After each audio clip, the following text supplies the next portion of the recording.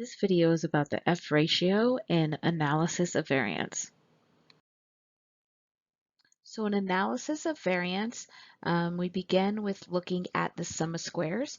And so this SS is the sum of squares.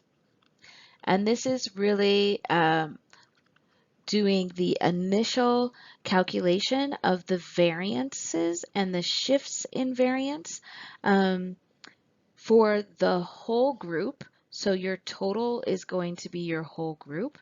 Your sum of squares for between is between groups. And then your sum of squares within is the variance or the sum of squares calculation within each one of the groups that are being compared. Then we need to calculate our degrees of freedom. So we need to remember that our degrees of freedom are really all the little bits of information that we have and can use to run an analysis. Now it's very important to make sure that we are calculating our degrees of freedom, not only to understand computationally what's happening on the back end of ANOVA, but also ensuring that our degrees of freedom are not getting low enough where they are going past 1, so becoming negative or 0, and taking us into territory where we have very high potential of getting a type 1 error, where a type 1 error is a false positive statistical result. So again, for degrees of freedom, we need to see the degrees of freedom for the total group, the degrees of freedom between the groups that are being compared, and the degrees of freedom within each one of the groups. And so for our total group, our degrees of freedom are the total sample size minus 1. Our degrees of freedom for between the groups uses the number of groups minus 1.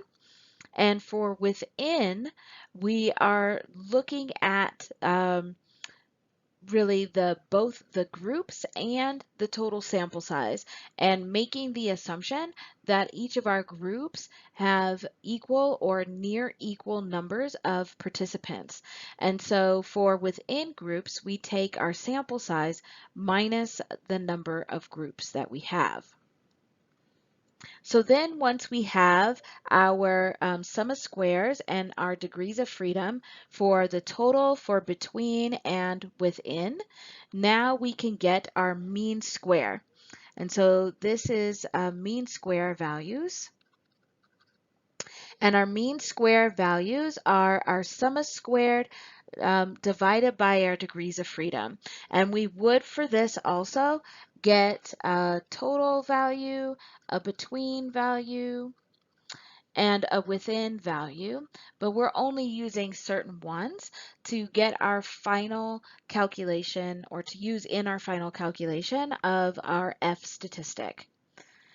So for the sum of squares, you're really using and then this is to really emphasize what's going into these mean square calculations. So your sum of square total is using each individual score in comparison to your grand mean. And then they are being squared, so they have the square value here.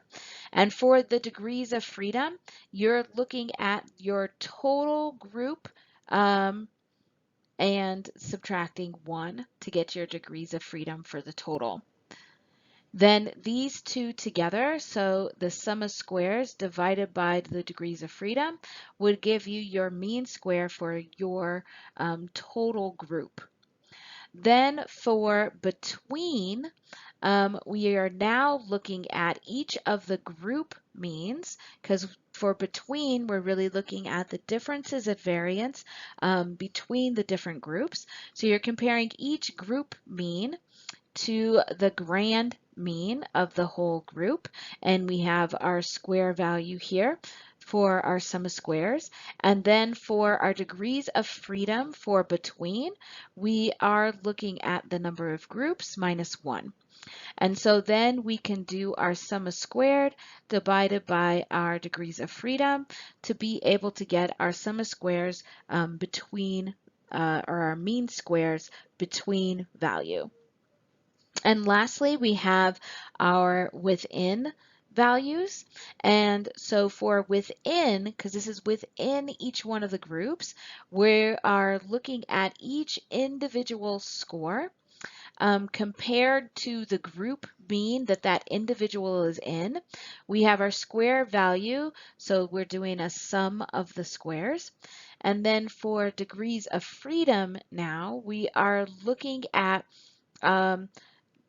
what is the sample size for the entire sample in relation to the number of groups that you have. So you can take the total sample size for the entire group and subtract the number of groups that are included in the analyses. So the F ratio is made up of the mean sum of squares for the between values and the mean sum of square for the within values. And so this is using the variance for the population to do this calculation. So essentially what we're doing is we're taking the distribution within the sample that you're using for ANOVA, and we are making the assumption that it is fitting to a population distribution, and then using this calculation of variance to look at the between variance in ratio to the within variance to get our F ratio or F statistic. So the calculation of this F ratio has this F distribution. So any of your F statistics are going to fall within this F distribution.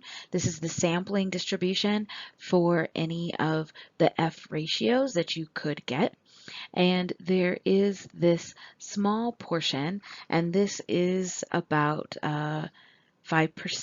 So this is like at a 5% area where you have the probability of statistical significance. So when you get an F statistic that's up here, this is where you know that you have statistical significance. Now the F distribution is positively skewed, and it's usually positively skewed in relation to 1. So the majority of your F statistics are found to be less than 1, but then when you start getting above 1 is when you start getting statistical significance. And in this high 5%, where you have usually these F statistics are above 3 to 5 and higher, then you're getting statistical significance. So essentially, once you have calculated your F, or you have the computer do it, then you are able to compare that F value to a table for central F. And this would be the F distribution table. And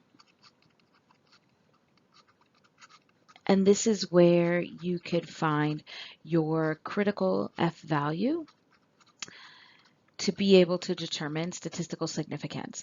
But in most of the programs that we use, like SPSS, you do get a p-value that you would compare to our alpha level of 0.05 to be able to get statistical significance.